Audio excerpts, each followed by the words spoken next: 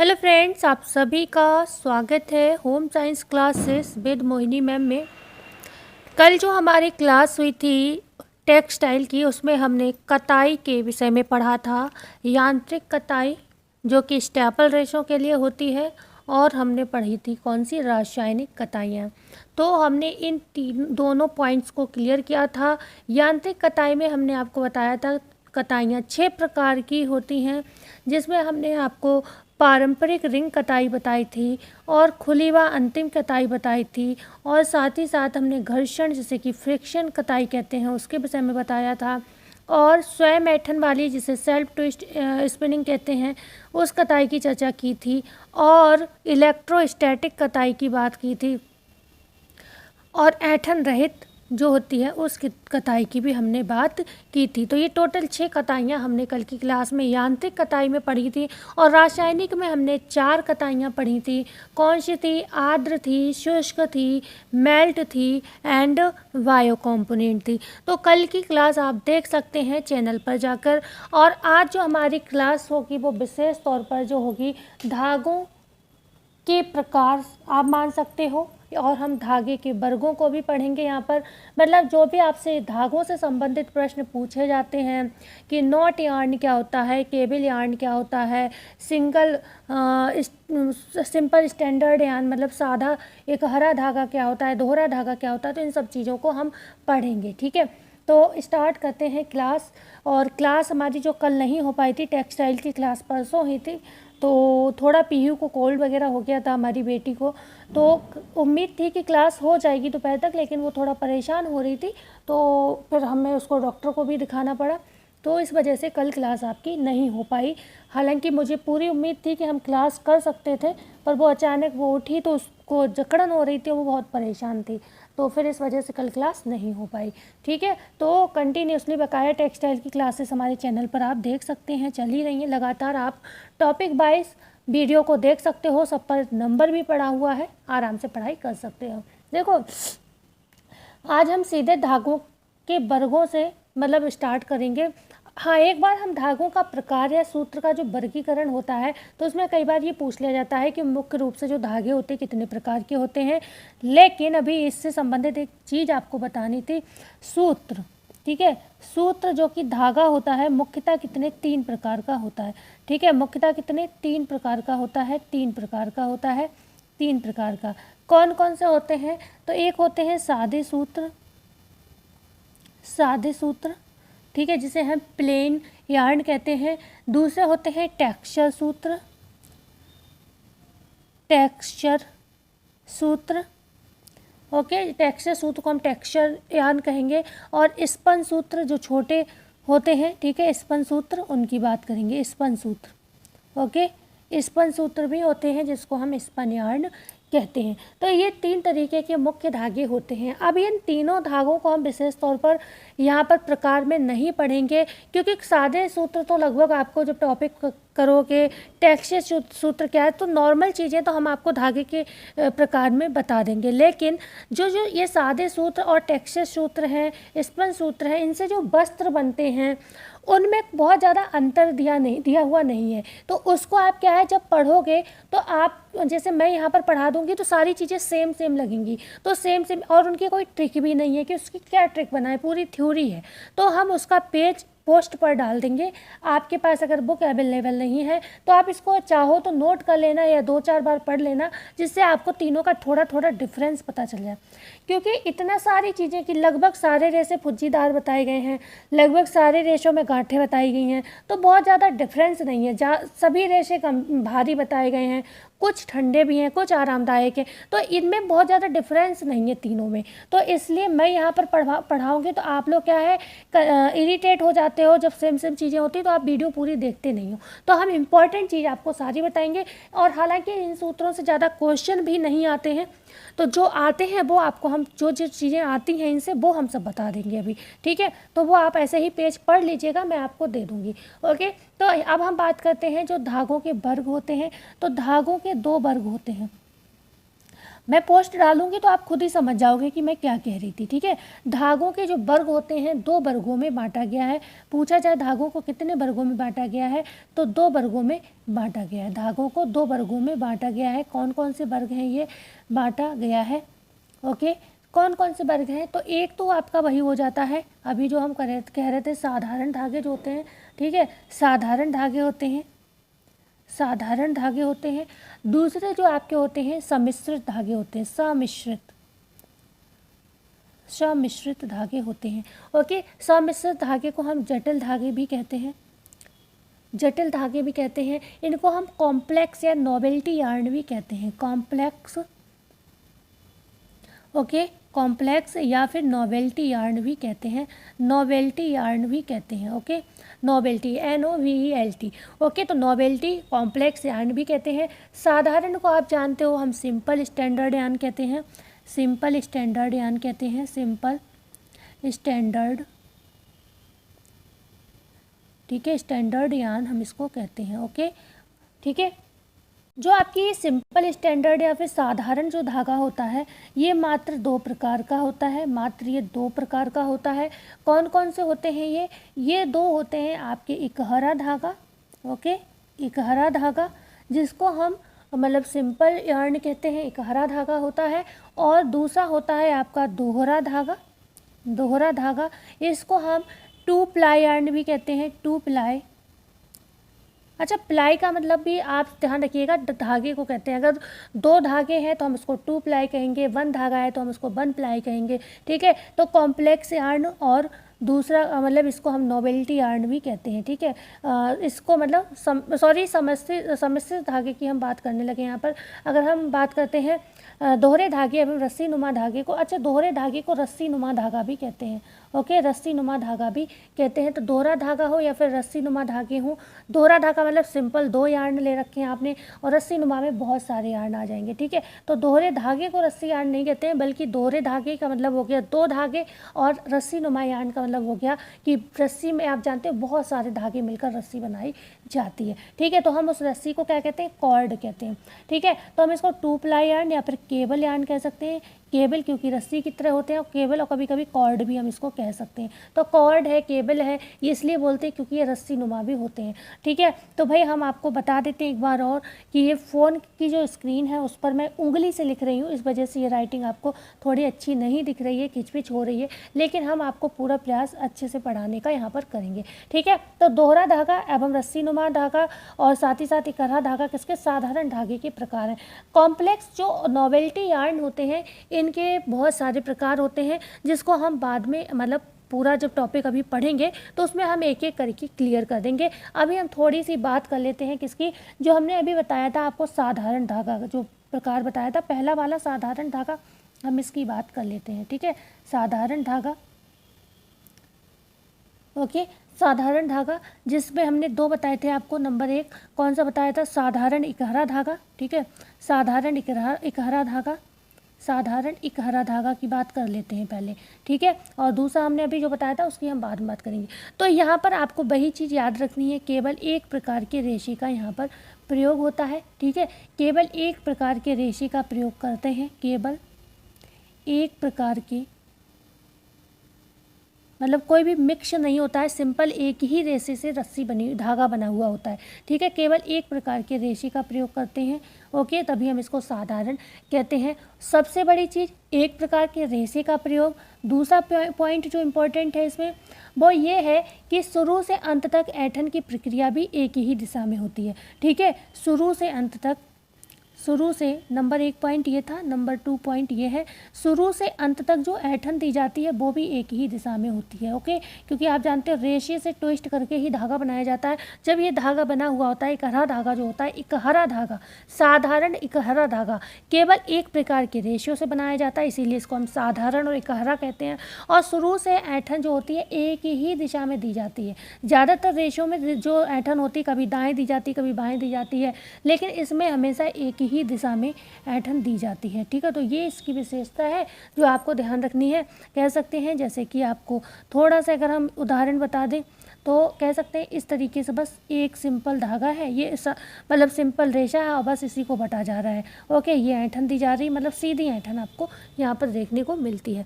अब हम क्योंकि बात कर लेते हैं दूसरे धागे की बात कर लेते हैं, जो कि हमने बताया था दोहरा धागा एवं रस्सीनुमा धागा, क्योंकि ये भी साधारण धागा का ही प्रकार है। ओके, तो दोहरा धागा क्या है इसकी भी बात कर लेते हैं यहीं पर थोड़ी सी। दोहरा धागा, ओके, कुछ चीज़ें अगर मैं रिपीट ना करूं, बार बार बोलूं नहीं तो मतलब बोल दूं, लिखूं नहीं, तो आप लोग लिख लीजिएगा। जैसे दोहरा धागा को हमने क्या बताया था, रस्सी नुमा धागा, तो उसे आप लिख लीजिएगा, ठीक है। 2 प्लाई यार्न या फिर केबल यार्न या कॉर्ड यार्न भी कहते हैं। तो जो दोहरा धागा होता है, इसकी अगर हम बात करते हैं दोहरे धागे की, तो ये जो दोहरा धागा आपका होता है, हमने क्या बताया था, 2 से अधिक धागों को ऐंठन देकर बनाया जाता है।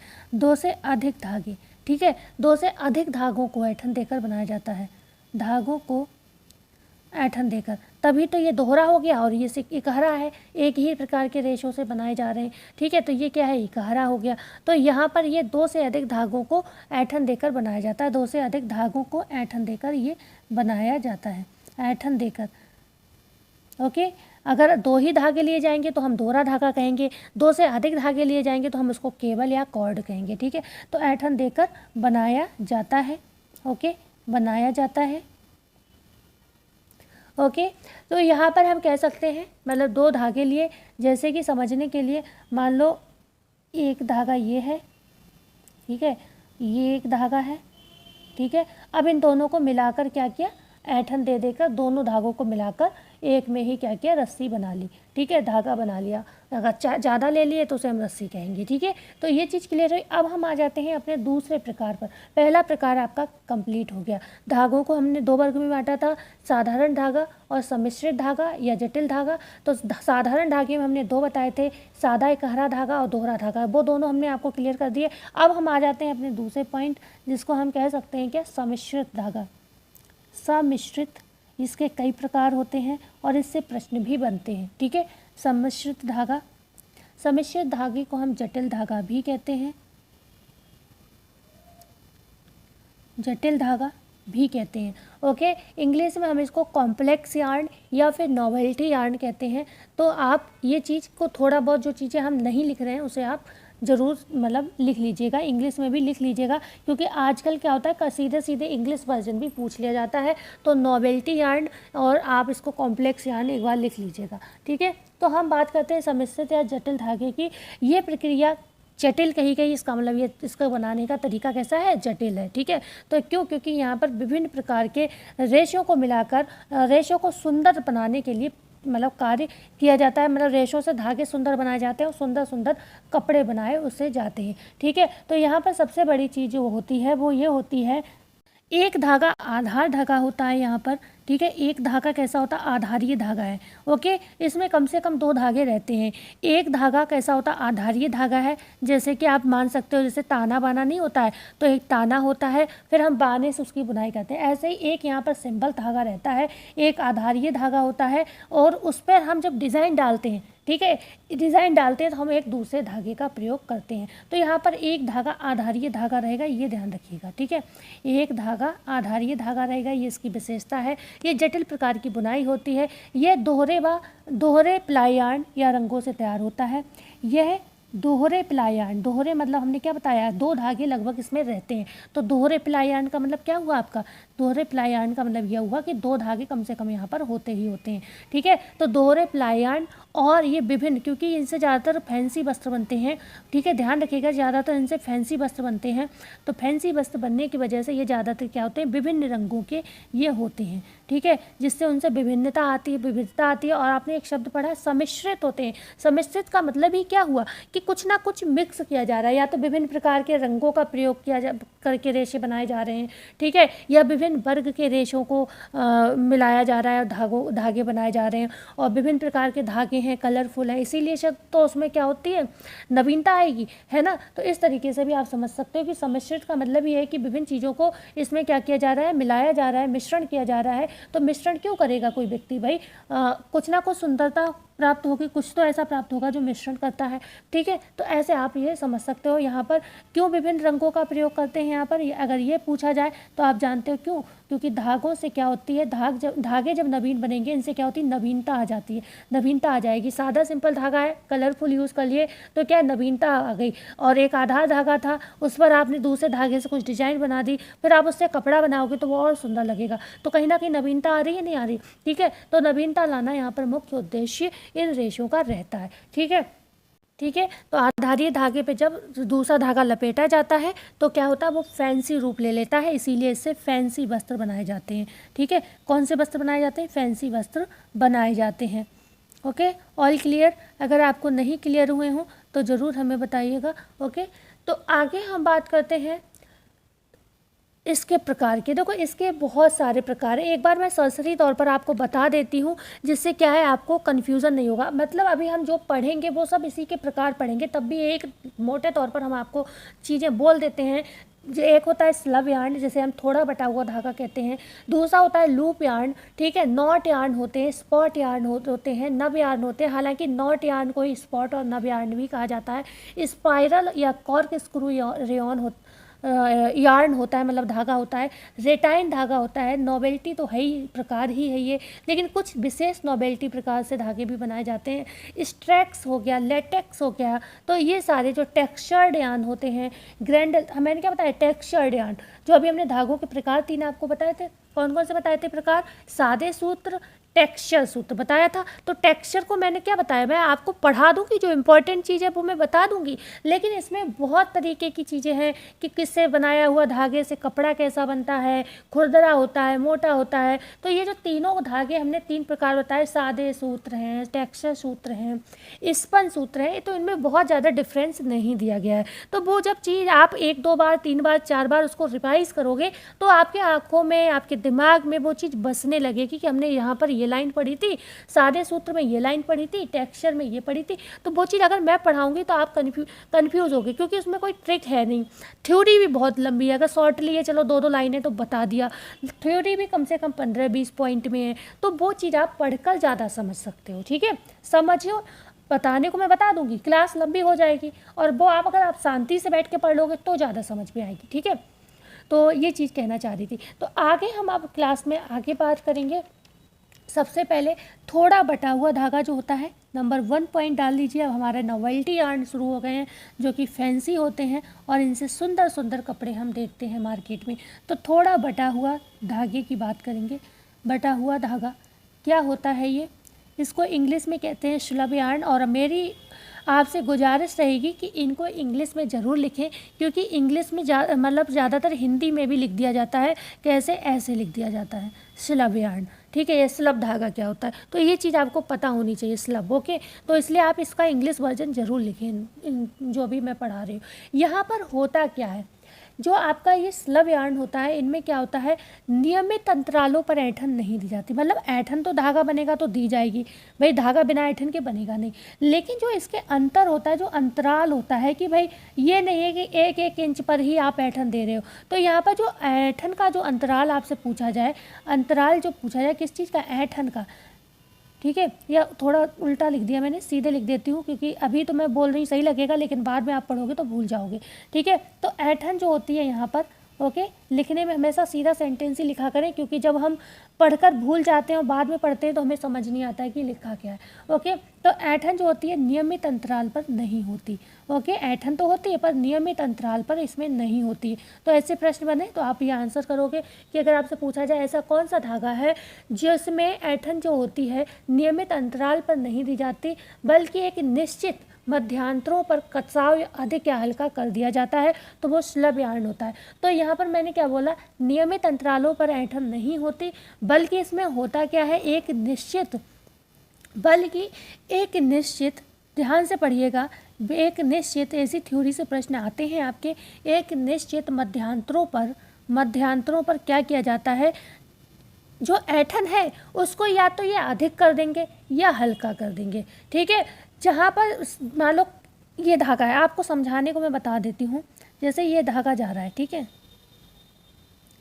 ये धागा है, आप समझ लीजिए, ठीक है, ये धागा है। अब मान लो हमने यहाँ पर इसको खूब टाइट करके कस दिया और यहाँ पर इसे ढीला छोड़ दिया, फिर हमने एक जगह पे टाइट करके कस दिया, एक ही जगह पे ढीला छोड़ दिया। तो ऐंठन तो दी जा रही है, लेकिन अब ये ज़रूरी नहीं यहाँ पर ऐंठन दी गई है, लेकिन यहाँ पर हमने खूब ज़्यादा से ऐंठ दिया, यहाँ पर हमने इसको हल्का ढीला छोड़ दिया, फिर खूब अच्छे से ऐंठ दिया, खूब फिर अच्छे से मतलब ढीला उसको छोड़ दिया। तो अगर ये चीज़ जो हम कर रहे हैं तो यहाँ पर जिस स्थान पर ऐंठन नहीं दी गई, अब ये स्थान कैसा था, यहाँ पर ऐंठन दी नहीं गई, यहाँ पर टाइट दे दी, यहाँ पर हल्की दे दी, यहाँ पर दी ही नहीं गई ऐंठन, फिर टाइट कर दी, फिर हल्की कर दी, यहाँ पर ऐंठन दी ही नहीं गई। तो जिस स्थान पर ऐंठन आपने नहीं दी गई वहाँ पर क्योंकि डिफरेंस आ गया ना, एक जगह टाइट लगेगा, एक जगह हल्का लगेगा, एक जगह पे ऐंठन है ही नहीं, तो तीन चीज़ें हो गई ना इसमें।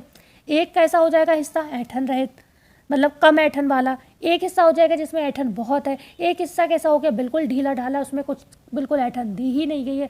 तो यहाँ पर क्या है, कहीं ना कहीं नवीनता आ जाएगी धागे में। अब यही जब आप कपड़ा बनाओगे इसका तो वो चीज़ कपड़े में भी दिखेगी, कहीं पर आपको दिखेगा भाई नॉट पड़े हुए हैं, कहीं पर बहुत हल्की नॉट पड़ी हुई है, कहीं पर बिल्कुल सीधा ताना बाना जा रहा है। तो ये चीज़ यहाँ पर आपको कपड़े में जब दिखेगी तो वो अलग तरीके की एक फैंसी डिज़ाइन यहाँ पर आपको देखने को मिलेगी। लेकिन क्योंकि अब आप जानते हो यहाँ पर ऐंठन दी नहीं गई है, इस वजह से क्या होगा, इनकी मजबूती में कमी आ जाएगी। ठीक है, मजबूती में क्या होगी, यहाँ पर कमी आ जाएगी। क्यों आ जाएगी, क्योंकि यहाँ पर जब ऐंठन नहीं दी है तो ये ढीले रेसे हैं। अब आप इन्हें धुलोगे पहनोगे तो इन पर क्या होगा, घिसावट का प्रभाव पड़ेगा। ओके, समझ में आया। तो इन पर क्या होगा, घिसावट का प्रभाव पड़ेगा। जब घिसावट का प्रभाव पड़ेगा तो यहाँ पर घिसेगा कपड़ा तो वो कैसा दिखेगा, भद्दा दिखेगा। ठीक है, तो ये सारे डाउट आपके क्लियर हो गए। तो अब आप कह सकते हो स्लब यार्न में कपड़ा कैसा होता है, मजबूती कम होती है, घिसावट का प्रभाव पड़ता है और कपड़ा भद्दे रंग का दिखता है। ऐसा प्रश्न बनेगा तो आंसर दे सकते हो, नहीं दे सकते हो, बिल्कुल दे सकते हो भाई। आपका इसी जो डायग्राम को मैंने बताया उसी से आपको समझ में आ गई इसका पूरा जो मतलब जो भी इसके विषय में था पूरा आपको स्लब यार्न आई थिंक समझ में आ गया होगा। अगर आ गया हो तो प्लीज़, नए आए हो तो चैनल को लाइक शेयर एंड सब्सक्राइब जरूर करिएगा और हमें एक बार प्यारा सा कमेंट कर दीजिएगा कि आपको चीज़ें समझ आ रही हैं या नहीं आ रही, क्योंकि ये टॉपिक जो है थोड़े डिफ़िकल्ट टॉपिक है तो ये समझने आपके बहुत ज़रूरी है। अब हम बात करते हैं चेनीले सूत्र, इससे आपका प्रश्न बना था अभी हाल ही में, हालांकि स्लब यार्न से भी प्रश्न बना है। ठीक है, लेकिन जो चेनीले सूत्र है इससे प्रश्न अभी जल्दी में किसी एग्जाम में देखा गया है। अब हम चेनीले सूत्र को पढ़ लेते हैं। जो चेनीले सूत्र होता है ये केवल स्पेन देश में बनाया जाता है, केवल और केवल। किस देश में पूछा जाए तो स्पेन देश में बनाया जाता है, मतलब और किसी देश में ये नहीं बनाया जाता। लेकिन इससे प्रश्न बना है तो हमें पता होना चाहिए। चेनीले जो शब्द है, ये शब्द अगर पूछा जाए चेनीले कहाँ से आया, आप इसको चेनीले से देखिए, सूत्र से मत देखिए। अगर ये शब्द पूछा जाए कहाँ से आया तो ये जो शब्द है फ्रेंच के कैटरपिलर से आया। ठीक है, फ्रेंच के कैटरपिलर से आया, कि कैटरपिलर से ये शब्द निकला है। ओके, पिलर से, ये आप कैटरपिलर को जानते ही होंगे। ठीक है, आपने रेशम निर्माण का क्रम पढ़ा होगा तो कैटरपिलर के विषय में जाना होगा। ठीक है, तो कैटरपिलर को आप अच्छे से जानते हो। तो चेनीले शब्द फ्रेंच के कैटरपिलर से शब्द से लिया गया है। और ये लिया क्यों गया है, क्योंकि जो चेनीले सूत्र होते हैं वो कैटरपिलर से मिलते जुलते हैं, मतलब जैसे आप कैटरपिलर देखते हो वैसे ही दिखते हैं। जैसे कि अभी आपको मैं थोड़ा सा डायग्राम से बताने की कोशिश करती हूँ। ये क्या है, तो मेरी जो ड्राइंग है वो बहुत ज़्यादा ख़राब हो चुकी है। ओके, मान लो ये सूत्र है। ठीक है, एक ये सूत्र है। ठीक है, ये क्या है, एक रेसा ये है, एक रेसा ये है और इनसे बटके ये धागा ऐंठन देकर बनाया गया। तो ये एक प्रॉपर एक धागा है। ठीक है, अब इस धागे में इन्होंने किया क्या, अब आप इसको समझिएगा, बहुत अच्छे से समझोगे तब समझ में आएगा। यहाँ अच्छा, ये ताना होता है। ठीक है, क्या किया जाता है, इसे बाने की ओर से क्या किया जाता है, काट। मान लो ये धागा इस तरीके से जा रहा है। ठीक है,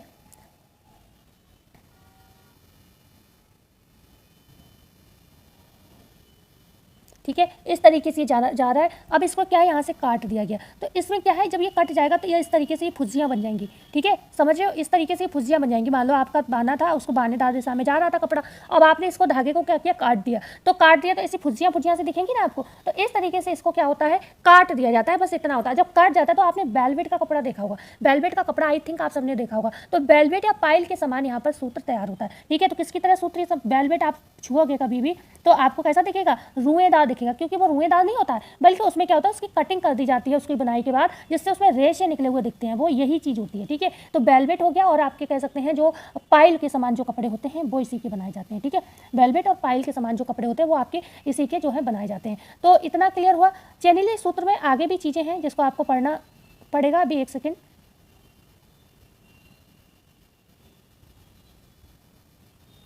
ओके, आगे हम बात करते हैं। हमने बताया कैटरपिलर इसलिए कहा जाता है क्योंकि ये जो चेनीले सूत्र हैं देखने में कैटरपिलर के समान लगते हैं। अभी जब हमने आपको इस तरीके से जो काट के बताया था उस चीज़ पर अगर आप गौर करोगे तो आपको वो लगेगा भी। देखो आपने इसको क्या किया, मैंने क्या कहा, बानेदार दिशा में ऐसे ऐसे काट दिया जाता है। ठीक है, तो ऐसे फुज्जियाँ दिखती, तो ये कैटरपिलर की तरह दिख रहा है, नहीं दिख रहा। ठीक है, तो ऐसा आपको ये दिखता है। तो यहाँ पर कुछ चीज़ें आपको विशेष तौर पर पता होनी चाहिए। चेनीले मशीन का आविष्कार कब किया गया?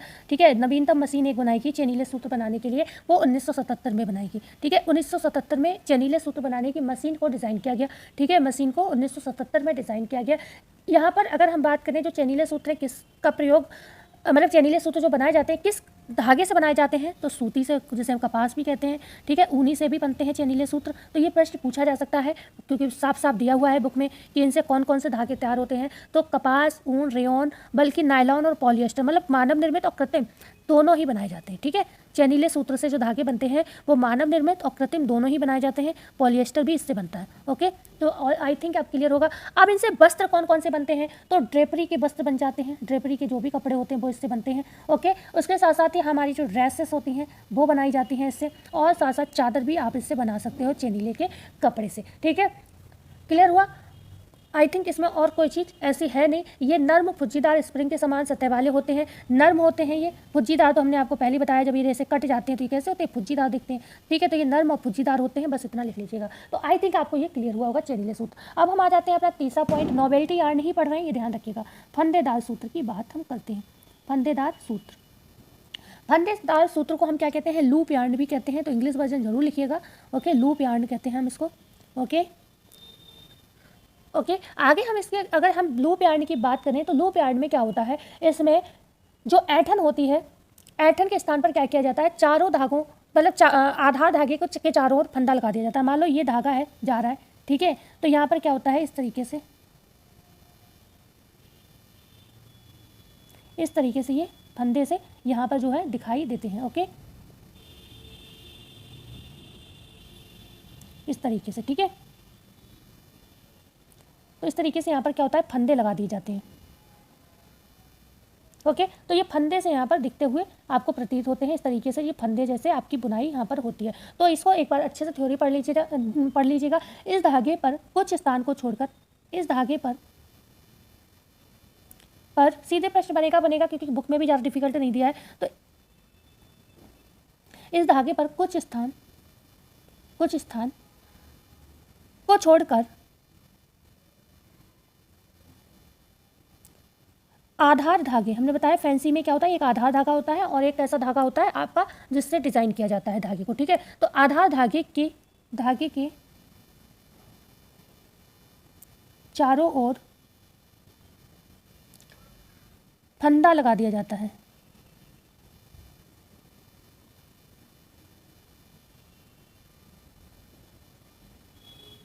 नहीं तो मैं इसकी इमेज भी एडिट करके लगा दूंगी, तो आप आराम से उसको देख सकते हो अगर आपको ये समझ नहीं आया है तो। ठीक है, बकाया इसी तरीके से होता है, बस ये ऐसे चलता रहता है क्रम। ओके, ऐसे करके इसका क्रम चलता रहता है और ये फंदे से प्रतीत होते हैं, मतलब ये यहाँ पर क्या है, नॉट सा बनता चला जाएगा। ठीक है, तो इस तरीके से फंदेदार, इसीलिए हम इसको फंदेदार कहते हैं। क्लियर हुआ। जो लूप यार्न होता है, कुछ स्थान को छोड़कर आधार धागे के चारों ओर इसमें फंदा लगा दिया जाता है। इसमें बस इतना होता है। आगे हम बात करते हैं अपना 4 पॉइंट की। गांठ या धब्बे वाला धागा क्या होता है, इसके विषय में जानेंगे। गांठ या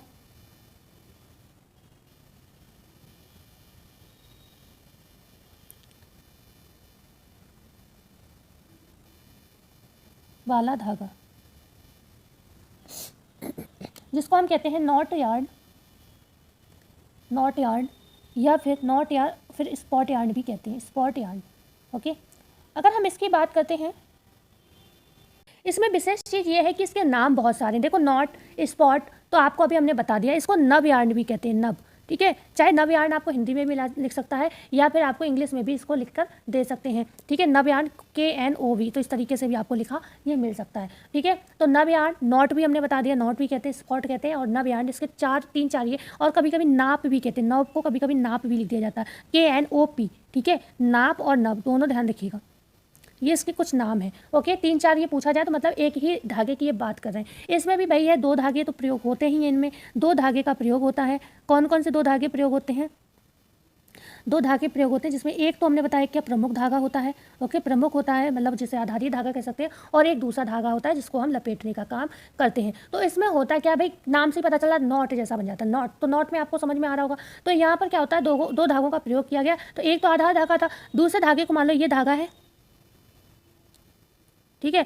दूसरा धागा क्या है, तो मतलब एक एक्स्ट्रा धागा प्रयोग किया जा रहा है। तो जगह जगह पर उसमें क्या होता है, इस तरीके से नॉट डाल दिए जाते हैं, ठीक है। नॉट की डिजाइन दे दी जाती है, ठीक है। तो इसमें बस इतना ही है। और मतलब एक रंगीन धागा प्रयोग किया जाता है और एक सिंपल धागा होता है। तो रंगीन धागे से मान लो अगर नॉट डाल दिया तो इससे क्या होगा आपका, वो मतलब ये नॉट अलग कलर की दिखेंगी तो वो फैंसी धागा बन जाएगा। तो बस ज़्यादा कुछ नहीं, बस जगह जगह पर क्या करते हैं, इसमें नॉट डाल दिए जाते हैं, धागे में नॉट डाल दिए जाते हैं। और इसमें बाइंडर का प्रयोग भी करते हैं उस नॉट को रोकने के लिए। तो अगर आपसे पूछा जाए बाइंडर का प्रयोग किस में करते हैं, तो बाइंडर का प्रयोग इसी में करते हैं का प्रयोग, ओके। तो इसमें बाइंडर का प्रयोग किया जाता है, जिससे क्या होता है, रंग के धब्बे से दिखाई देने लगते हैं। जब बाइंडर लगा दिया जाता है तो क्या होता है, रंग के धब्बे से दिखते हैं। जब ये गांठों पे धब्बे अलग अलग दिखाई देते हैं तो वो और सुंदर लगता है, ठीक है। तो इसमें क्या होता है, रंग के धब्बे दिखाई देते हैं। तो 2 चीज़ें अलग हैं, इसमें बाइंडर का प्रयोग होता है और रंग के इस जो नॉट यार्न होता है, जो नब यार्न होता है, नॉप यार्न होता है, स्पॉट यार्न होता है, इसमें क्या होता है, स्पॉट से क्या पता चला, धब्बे दिखाई देते हैं।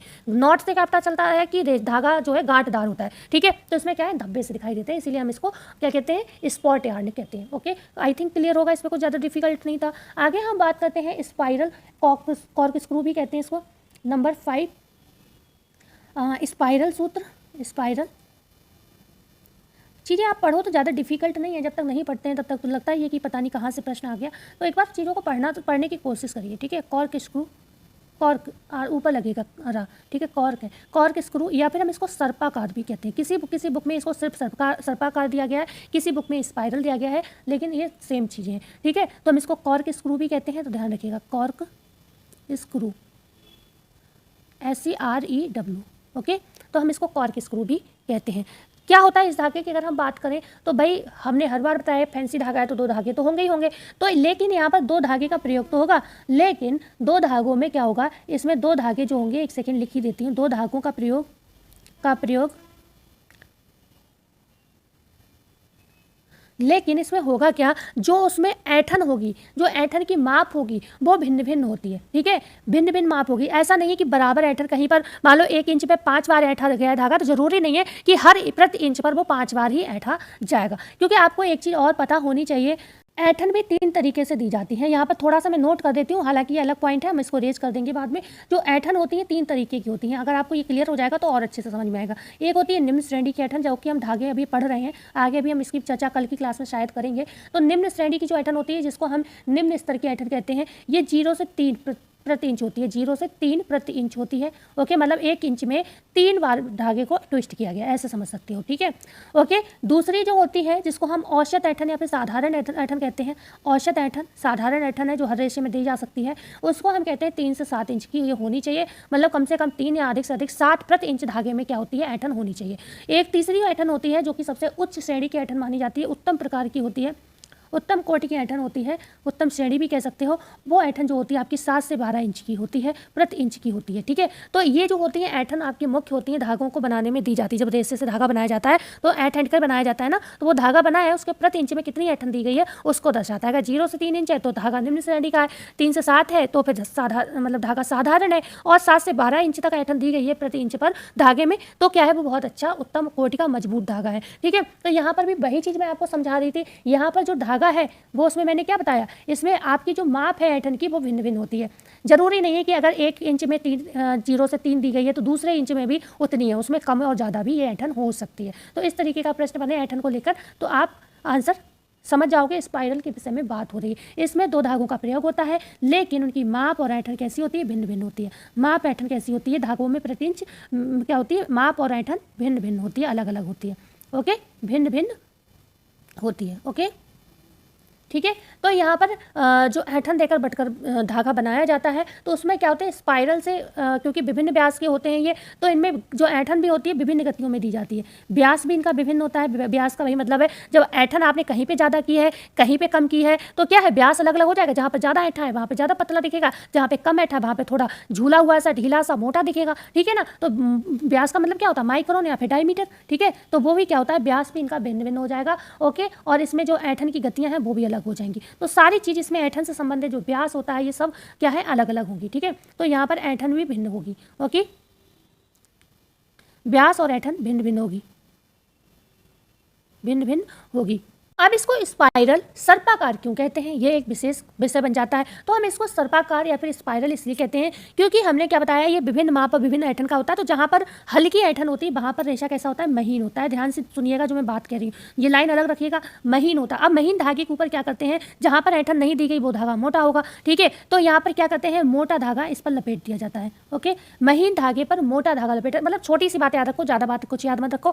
महीन धागे पर मोटे धागे को यहाँ पर लपेटा जाता है और हल्का घुमाव देकर, ओके, हल्का क्या किया, घुमाव दिया, घुमाव देकर क्या किया, सर्पाकार लपेट दिया, सर्प की तरह सर्पाकार लपेट दिया। ओके। सर्पाकार क्या किया, लपेट दिया गया। जैसे कि उदाहरण के लिए हम कह सकते हैं लेटेक्स। लेटेक्स क्या है, इसी का उदाहरण है। लेटेक्स के कपड़े आपने देखे होंगे, जो कि आप जानते हो ज़्यादातर आपके जो एथलीट वगैरह होते हैं इस तरीके के कपड़े प्रयोग करते हैं। इसमें मुख्य सूत्र होता है, इसमें भी लेटेक्स में भी, जो कि रबर का होता है।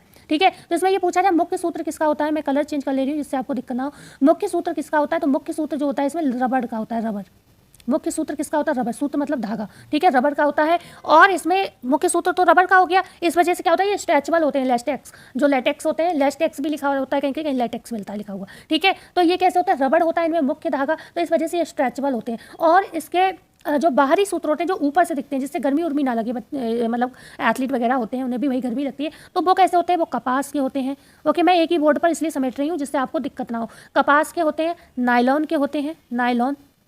ओके। नायलॉन हो सकते हैं। और अगर बात करें कोई भी अन्य तंतु भी हो सकता है, मतलब आपके मानव निर्मित भी हो सकते हैं और आपके, हम यहाँ पर ये भी कह सकते हैं जो प्राकृतिक होते हैं वो भी ये हो सकते हैं। ठीक है।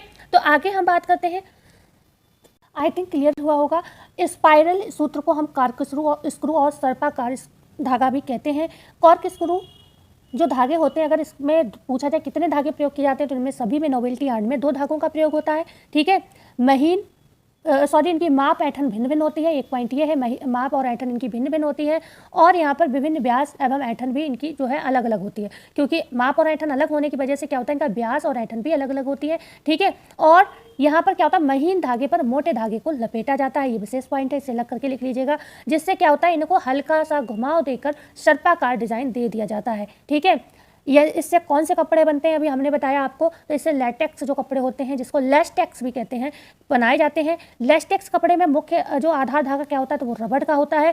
बाहरी धागा हमने बताया कपास का या फिर नायलॉन का होता है। ठीक है। क्लियर हुआ। आगे हम बढ़ते हैं। अब हम पढ़ते हैं रेटिने धागे। ये भी नोवेल्टी का प्रकार है, रेटाइन धागा। मैं अपनी तरफ से आपको समझाने की कोशिश करती हूँ, लेकिन क्योंकि ये लाइव क्लास नहीं है तो आपका फीडबैक नहीं मिल पाता, तो मुझे एक हमेशा टेंशन बनी रहती है कि आपको समझ आ भी रहा है या सारी मेहनत जो है बेकार है। ओके। तो प्लीज़ हमें बता दिया करो कि मैम क्लास समझ आई नहीं आई। दूसरी बात, आप लोग क्लास पूरी देखते भी नहीं हो। ठीक है। बहुत कम बच्चे हैं जो क्लास को पूरा कंटिन्यू देख रहे हैं। ठीक है। तो यहाँ पर जो हम रेटाइन धागे की बात करें, ये बिल्कुल और बिल्कुल जो अभी हमने स्पाइरल पढ़ा था ना, अभी इससे पहले वाला, बिल्कुल उसी की तरह होता है। बस आपको ये पता होना चाहिए, ये भी एक प्रकार है। ठीक है। बिल्कुल स्पाइरल की तरह ये भी होता है, स्पाइरल की तरह होता है ये। ओके। यहाँ पर भी वही चीज़ होगी, 2 धागों का प्रयोग किया जाएगा। यहाँ पर बस एक विशेषता होती है, बीच बीच में एक मतलब एक निश्चित अंतर पर क्या किया जाता है, लूप छोड़ दिए जाते हैं। जैसे कि ये धागा है, यहाँ पे फिर गया, फिर यहाँ पे लूप छोड़ दिया। ठीक है। सॉरी, इस तरीके से, फिर यहाँ पर लूप छोड़ दिया गया, फिर धागा गया, फिर यहाँ पर छोड़ दिया गया। तो इसमें बस ये चीज़ होती है कि एक निश्चित मध्यांतरों पर क्या होता है, लूप जैसा छोड़ दिया जाता है। लेकिन ये भी एक स्पाइरल धागे का ही प्रकार है। ठीक है। लिखवा दूँ थोड़ा सा, किसकी तरह होता है, स्पाइरल की तरह है, की तरह होता है। ओके, होता है। ओके। किंतु कुछ मध्यांतरों पर क्या होता है, इसमें पर एक लंबा चक्करदार लूप जिसे हम स्थान भी कह सकते हैं, छोड़ दिया जाता है। ठीक है, छोड़ दिया जाता है। तो ये थ्योरी है इसकी, लिखना चाहो लिख लीजिए, क्योंकि थ्योरी से प्रश्न बन जाता है, तो थ्योरी पता होनी बहुत ज़रूरी है इसकी। ठीक है, तो क्लियर हुआ। बस हमने जो बताया अभी कि आपको इस तरीके से बना दिया गया। ओके, यहाँ पे धागा बना, फिर आगे गया, फिर बना, फिर यहाँ पे लूप छोड़ दिया, फिर धागा जा रहा है, बना, फिर यहाँ पे लूप छोड़ दिया। इस तरीके से इसमें लूप लूप से बीच बीच में बन जाते हैं। ठीक है,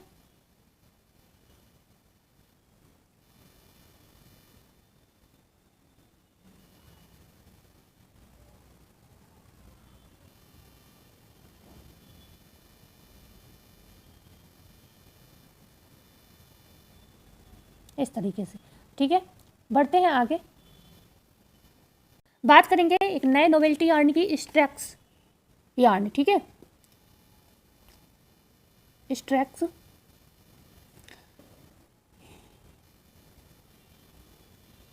यार्न। ठीक है, मतलब स्ट्रैक्स धागा। ओके, स्ट्रैक्स यार्न क्या होता है? एक तो ये ध्यान रखिएगा, ये कृत्रिम है, ताप सूनम में है। ज़्यादातर जो नोवेल्टी यार्न है वैसे तो आपके काटने की मशीन से बनाए जाते हैं, कटाई की जो मशीन होती है उसी से बनाए जाते हैं। बस क्या होता है, एक नियमित अंतर पर कुछ ना कुछ असमान व्यवस्था कर दी जाती है, जिससे उनमें नवीनता आ जाती है। ठीक है, लेकिन ये जो होते हैं, जो आपके स्ट्रैक्स हम पढ़ रहे हैं, ये ताप सूनम में रेशा है, तो आप कह सकते हो ताप सूनम में है। कैसा है? ये कृत्रिम रेशा है। ठीक है, कृत्रिम तरीके से बनाया गया है, तो ये ताप सूनम में धागा है।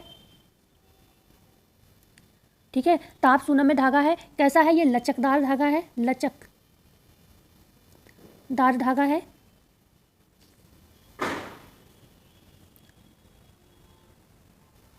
ओके, लचकदार धागा है ये। और अगर हम इसी में बात करें, इसमें एक विशेषता होती है, इसमें क्या होती है, रबड़ नहीं होती। ठीक है, रबड़ नहीं होती, लेकिन लचकदार आप शब्द पढ़ा आपने, रबड़ नहीं होती, लेकिन ये रबड़ की तरह क्या होता है, बिल्कुल, लेकिन ये रबड़ के समान ही क्या होता है, खिंच सकता है। पूरी जो तन्यता का जो 100% अगर हम कहें, पूरी रबड़ की तरह होती है। 100% तन्यता इसमें पाई जाती है। 100% का मतलब वही है जैसे कि रबड़ खूब तन जाता है और छोड़ो तो अपने स्थान पर आ जाती है, ऐसे ही ये एक कपड़ा होता है जिसको आप पहनोगे तो आपकी बॉडी, आप मोटे हो तो भी फिट हो जाएगा, पतले हो तो भी फिट हो जाएगा, और जब आप उसको उतार दोगे तो वो अपनी जो उसकी कंडीशन, उसी कंडीशन में आ जाएगा। ठीक है, तो 100% इसमें क्या होती है, तन्यता पाई जाती है, तन्यता पाई जाती है। ओके, रबड़ नहीं होता, लेकिन रबड़ की तरह, रबड़ के समान होता है, रबड़ के समान। ओके, मतलब रबड़ नहीं है फिर भी रबड़ के समान कौन सा है, स्ट्रैक्स, उसके नाम से ही आपको ये पता चल रहा होगा। तो क्लियर हुआ कैसा है, ताप सूनम में ये रेशा है, व्यक्ति के शरीर में फिट हो जाता है, इस तरीके का ये धागा है। आगे हम अगर बात करते हैं, देखो जो हमने अभी आपको कुछ देर पहले एक कपड़ा पढ़ाया था, जो था चेनीले सूत्र। ठीक है, चेनीले सूत्र के विषय हमने बताया था। तो चेनीली सूत्र तो हमने आपको बताया था कि खाली किस देश में बनता है, स्पेन देश में बनता है, लेकिन उसी के तरीके का एक धागा और बनता है जिसे हम कहते हैं विशेष नोवेल्टी यार्न, विशेष नोवेल्टी यार्न। तो चेनीले में हमने आपको बताया था क्या था, बाने की ओर से क्या होते हैं, उनके सिरे काट दिए जाते हैं, जिससे क्या होता है, कपड़ा रोएदार प्रतीत होता है, मतलब झालरदार प्रतीत होता है, जिसको हमने उदाहरण भी आपको दिया था, जो आपका वेलवेट का कपड़ा होता है, सनील का कपड़ा, या फिर हमने पाइल का बताया था। ठीक है, तो ठीक ऐसे ही, लेकिन इसमें क्या होता है, विशेष नोवेल्टी यार्न में क्या होता है, अब उसमें हमने क्या बताया था, बानेदार दिशा में बताया था, यहाँ पर तानेदार दिशा में कटाई की जाती। मान लो ये धागा है, ठीक है, अब यहाँ को यहाँ से कट मार दिया तो यहाँ पर फुस्सीदार दिखते हैं। तो अगर आपसे बानेदार सतह पूछी जाए तो चैनीले सूत्र में काटी जाती है, तानेदार सतह काटी जाती है विशेष नोवेल्टी यार्न में। ठीक है, ये भी, और इसमें मतलब इस तरीके के शब्द पूछे जाएँ कि सीढ़ी नुमा, अब ये क्या है, सीढ़ी की तरह जा रहा है ना, सीढ़ी की तरह जा रहा है यहाँ पर, तो ये सीढ़ी की तरह ऊपर को जा रहा है, तो सीढ़ी नुमा वस्त्र की तानेबार पट्टियाँ काटकर कौन सा यार्न प्राप्त किया जाता है, तो विशेष नोवेल्टी यार्न। ठीक है, तो अगर आपको लिखवा देती हूँ थोड़ी थ्योरी जिससे आपको क्लियर हो जाए। ठीक है, उदाहरण इसका पूछा जाए तो उदाहरण क्या होगा, सनील का, एक सेकेंड कलर चेंज ही कर लूँ, उदाहरण क्या होगा, सनील का कपड़ा। ओके, इसका सनील का कपड़ा उदाहरण होगा, सनील का कपड़ा उदाहरण होगा। क्या मैंने बताया, यह है सीढ़ी नुमा वस्त्र की तानेदार पट्टियां काटकर, चेनीले में हमने बताया था बानेदार पट्टियां काटकर। ठीक है, तानेदार पट्टियां काटकर आपने वेलवेट का कपड़ा देखा होगा सनील का, उसको छुओगे तो आपको खुरदरा प्रतीत होता है। खुरदरा वो इसलिए नहीं होता है कि उसमें रोए वोए होते हैं, बस उसमें कटिंग होती है तो वो लेस की तरह होता है, सुंदर दिखता है। काट कर प्राप्त किया जाता है। ओके, आगे हम इसी में अगर बात करते हैं इससे काटने की वजह से होता क्या है, कटे हुए सिरे, ओके, जो कटे हुए सिरे होते हैं वो ढीले होकर परतदार जैसे बन जाते हैं, ठीक है। परत में आप देखते होगे जब भी आपने सनील का कपड़ा छुआ होगा तो वो मोटा सा दिखता है आपको, ठीक है, तो वो परत सी महसूस आपको होती है, वो उसे छुओगे तो आपको वो फील आएगा, ठीक है, जिसको हम टेक्सचर कह सकते हैं। ओके, तो ये आपका विशेष नोवेल्टी यार्न होता है। अभी हमने जो चेनीले सूत्र बताया उससे मिलता जुलता ये यार्न होता है, लेकिन चेनीले को जो हमने बताया वो खाली स्पेन देश में बनाया जाता है। ओके, और किसकी तरह लगता है, कैटरपिलर की तरह लगता है। लेस्टेक्स, वैसे तो अभी हमने लेस्टेक्स के विषय में आपको बता दिया था, ये सर्पाकार जो सूत्र का उदाहरण दिया था हमने आपको, तो सर्पाकार सूत्र में हमने आपको लेस्टेक्स के विषय में बताया था। हमने बताया था कि सूती और नायलॉन तथा रेयॉन के सभी धागे मिलाकर ये बनाया जाता है, महीन रबर के तार के ऊपर ये लपेटा जाता है, ठीक है।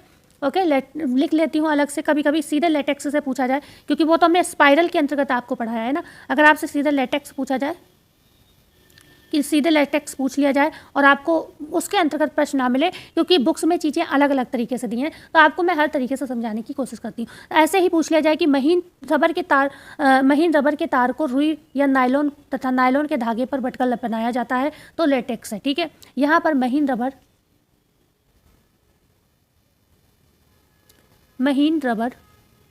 के तार को रुई, नायलॉन व रेयॉन के धागों, ठीक है, मतलब कृत्रिम और मानव निर्मित और जो भी आपके प्राकृतिक धागे हैं सभी का प्रयोग करके बनाया जाता है लेटेक्स, ठीक है। धागों के साथ बटकर बनाया जाता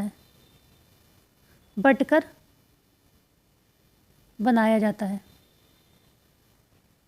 कुछ कपड़े होते हैं जो खिंचते हैं, आप देखते हो अंदर इलास्टिक पता चलती है, तो वो इसी तरीके के कपड़े होते हैं, ठीक है। तो महीन रबर के तार को रुई, नायलॉन, रेयॉन के धागों के साथ बटकर बनाया जाता है, उसे लेटेक्स कहते हैं। ओके, क्लियर हुआ। आगे हम बात करते हैं बनावटी। अब जो भी पॉइंट है देख लीजिएगा, 10-11 एक आध पॉइंट ऐसा लग रहा है मैंने गड़बड़ कर दिया, वो मतलब शायद ही 10वां नंबर होगा। ओके, बनावटी धागा, या फिर बात करते हैं टेक्सचर यार्न की। बनावटी धागा जिसे हम टेक्सचर यार्न कहते हैं, टेक्सचर्ड यार्न भी कहते हैं। ओके, इसकी बात कर लेते हैं। ये भी बिल्कुल वही चीज़ है आपको जो अभी तक हम पढ़ा रहे थे, स्ट्रेच धागे की तरह हैं ये बिल्कुल, ठीक है, स्ट्रेच धागे की तरह होते हैं। ओके, स्ट्रेचबल जो धागे होते हैं उन्हीं की तरह होते हैं, स्ट्रेच धागों के समान होते हैं। काफ़ी ये उन्नत और संशोधित का मतलब है बिल्कुल नए तरीके से बनाए गए, ठीक है। ये काफ़ी उन्नत एवं संशोधित माने जाते हैं, काफ़ी का मतलब है बिल्कुल नए तरीके से बनाए गए, मतलब ज़्यादा अलग ही इसमें एक्स्ट्रा चीज़ है, ठीक है। तो ये है तो हालांकि सभी नवीन है, ये धागे नोवेल्टी यार्न है, तो सभी में फैंसीपन है, कुछ ना कुछ है नया, लेकिन ये बिल्कुल नए तरीके से बनाए गए धागे हैं, ठीक है, उन्नत एवं संशोधित रूप से बनाए गए हैं। यहाँ पर अगर बात करें तो ये नायलॉन के धागों से बनाए जाते हैं, ठीक है, नायलॉन धागे से बनाए जाते हैं। किससे बनाए जाते हैं, नायलॉन धागे से। इसमें कहीं भी ये नहीं लिखा है ये कपास वगैरह से बनाया जाता है, तो हो सकता है ये सच में ही नायलॉन से। क्यों मैं ये बात कह रही हूँ कि नायलॉन से बनाए जाते हैं, क्योंकि ये जो धागे हैं टेक्सचर यार्न, ये ताप सूनम में है, और आप नायलॉन भी जानते हो ताप सूनम में है, ठीक है। तो इस वजह से शायद ये कृत्रिम तौर पर ही बनाया जाता है, क्योंकि बुक में कहीं भी ये नहीं दिया है कि प्राकृतिक तौर पर ये बनाया जाता है। लेकिन इसके जो धागे होते हैं वो उत्तम क्वालिटी के बनते हैं, उत्तम क्वालिटी के धागे बनाए जाते हैं। तो इतना आपको इसको विषय में पता चला, क्वालिटी के धागे बनते हैं। बनावटी धागा टेक्सचर यार्न के विषय में हमने कहा था स्ट्रेच धागों के समान होते हैं, उन्नत एवं संशोधित हैं, बिल्कुल नए तरीके से बनाए गए हैं, क्योंकि ये ताप सूनम में है, नायलॉन के बने होते हैं, और उत्तम कोटि का धागा, क्वालिटी का धागा यहाँ प्राप्त होता है, ठीक है। आगे हम बात करते हैं जो कि आज की क्लास का लास्ट होगा आपका, ग्रेंडल धागे की बात करते हैं। ग्रेंडल धागे की बात करेंगे।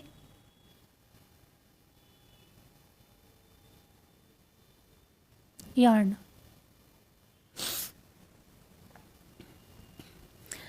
यहाँ पर अगर हम बात करें तो 2 या 2 से अधिक रंगों के धागों को एक साथ मिलाकर, अच्छा एक चीज़ अभी तक हमने बताया समय 2 धागे कम से कम प्रयोग किए जाते हैं, यहाँ पर 2 या 2 से अधिक धागे, 2 या 2 से भी अधिक, ठीक है, से अधिक, मतलब जरूरी नहीं कि 2 ही हों, 2 से अधिक भी हो सकते हैं। 2 या 2 से अधिक रंगों के धागों को एक साथ, मिलाकर, 2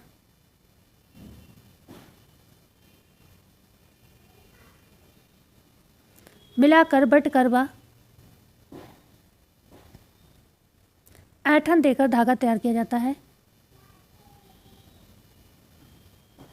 धागा तैयार किया जाता है।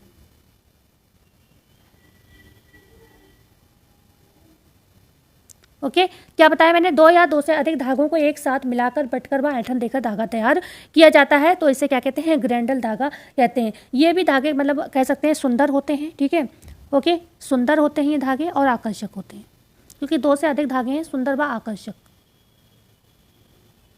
तो बस एक विशेष लाइन है कि दो या दो से भी अधिक धागे होते हैं, जो कि अभी तक हमने ज़्यादातर में पढ़ा कि दो ही धागे होते हैं, एक आधार धागा होता है, एक मुख्य धागा होता है, लेकिन इसमें हमने क्या पढ़ा? दो या दो से भी अधिक हो सकते हैं। तो यही ग्रैंडल धागे की विशेषता हो जाएगी, और विशेष ज़्यादा कुछ नहीं, क्योंकि फैंसी धागे हैं तो सभी सुंदर लगते हैं, सभी आकर्षक लगते हैं, यहाँ पर यही इसमें विशेषता है। तो आज की क्लास हम यहाँ पर कंप्लीट करते हैं। क्लास आपको कैसी लगी बताना ना भूलेगा। कल हम इसमें कुछ चीज़ें जैसे आपको पता होना चाहिए कि कॉर्ड या रस्सी क्या होता है, केबल क्या होती है, प्लाई सूत्र जो कि हमने ऊपरी तौर पर बता भी दिया, लेकिन एक डीपली चीज़ें होती हैं जो पता होनी चाहिए। तो और डबल यार्न होते, वैसे तो हमने डबल यार्न तो बता ही दिया, ठीक है। केबल और कॉर्ड या रस्सी के विषय में ज़्यादा चर्चा नहीं की है, जिसको हम कल जानेंगे, और उसके साथ साथ ही जो काउंट वगैरह पूछे जाते हैं धागे के, उनकी हम कल बात करेंगे। तो आज हमारी क्लास यहीं पर अंत होती है, और मिलते हैं नई वीडियो में नई जानकारी के साथ। जब तक के लिए धन्यवाद। आप सभी लोग नए आए हों तो वीडियो को लाइक, शेयर एंड सब्सक्राइब कर दीजिएगा।